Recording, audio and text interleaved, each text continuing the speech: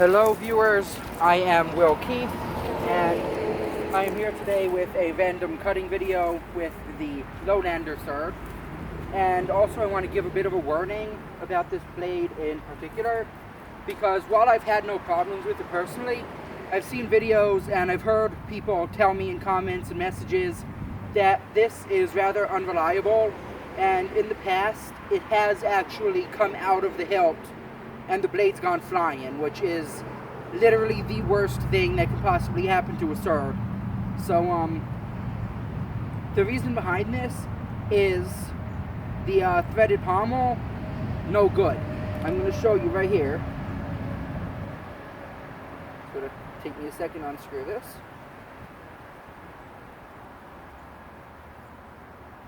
Come on. Alright, that's taking longer there. Oh, there we go. Look, way too thin. That needs to be at least twice as thick, preferably even a little bit more. And this can come undone and send the blade flying straight out of the hilt. Now, I have it really held on here. I use hockey tape and rope, and I don't think there's any way it's coming out. Plus, when I swing it, I tend to hold it by the base of the blade. But, I would recommend not buying this sword, and I hate saying that because it's absolutely beautiful. If you want it for display, go ahead. But me, I care much more about functionality than the look of the blade, which is why I added the tape. It doesn't look good, but it makes it reliable. And I definitely would recommend picking a better grade sword from a definitely more expensive, because this is ridiculously cheap for a blade of this size. This cost about $300, which sounds like a lot, but really isn't when you're talking about a blade this large. So still, I trust it the way I have it modified, and so I'm going to keep cutting with it. And I've decided that whenever I use this, I'm not going to have a cameraman standing there, because it's dangerous if something happens to it, even though there's no way in hell this is coming out. So I got my tripod set up here. If it comes flying out of the hill when I'm holding it, it's not going to hurt me. It's just going to go flying over that way somewhere. So I don't have too much room here for swinging such a large blade. So I'm going to hold it here like I said I usually do anyway. And here we go. Oh shit. I cut the lid right off. I should be able to get another cut out of this though, I think.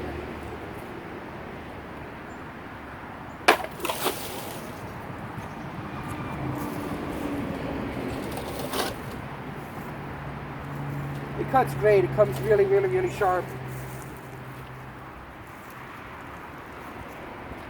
I mean, I feel bad that this isn't as good as it could be. If it was, it would be the best blade I own, but you know, reliability with swords is about the most important thing. Now let's see if I can get it a little bit below the lid on this one. There we go.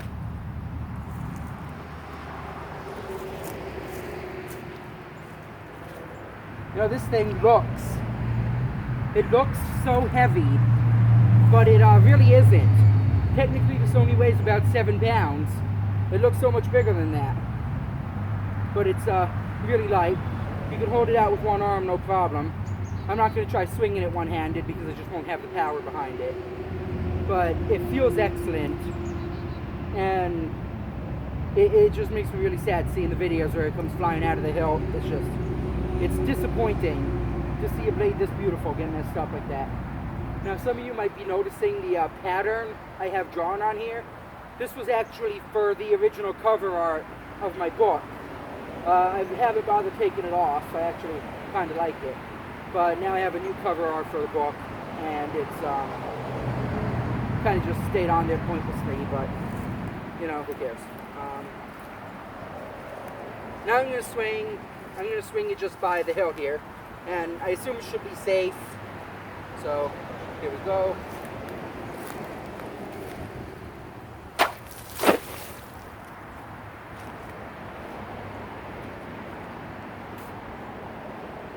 Alright, that's all the bottles I got out here. These Gallon jugs are heavy when carrying the sword, especially one this big. I got the tripod, it's hard to carry more than a few. Also, I'd like to say sorry that it's been so long since I've made a video. I could come up with some kind of elaborate excuse, but in reality, I've just been a lazy bastard who's playing all kinds of video games. There's just so many new games out now that I just got like tied up in them and haven't really been thinking about making videos. But I'm out here again, and I have a lot of bottles saved up. That's the one good thing about taking this break. I got like at least 20 of these big bottles hanging around the house, so I should be able to make more good videos over the next few days, next week. And hopefully I'll be able to get more of them out here. Maybe I can get somebody to help me carry some, or just make 2 trips and stop being lazy. So I guess that's about it for this video. So as I said, if you want this to cut with it, I really wouldn't recommend it unless you want to mess it up like I did to hold the hilt on there more reliably. You want it for display, go ahead, it's absolutely gorgeous.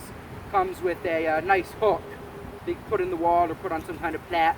Hang it up like that, looks great. I wanted to do that, but haven't really got around to it. So I guess that's the end of this video. Thanks for watching. See you next time. Have a good one.